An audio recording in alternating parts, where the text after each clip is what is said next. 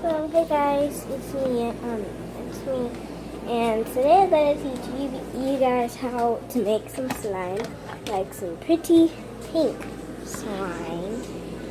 So you'll be needing laundry detergent and glue.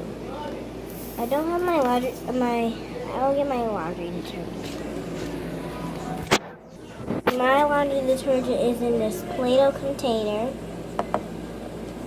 And my glue, my school glue.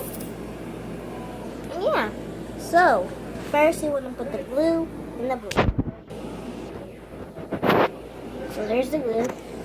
Next you're going to need food color, so I have to get my paint.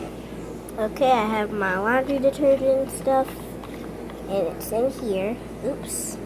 And I got my green color. Really wish I could have a camera holder. And it's trying to turn into some slime. Like, really, it's forming into slime.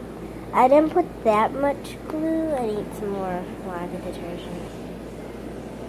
Okay, as you see that the slime is turning into slime. It's so stiff. I mean, not stiff, but it's hard to pick up.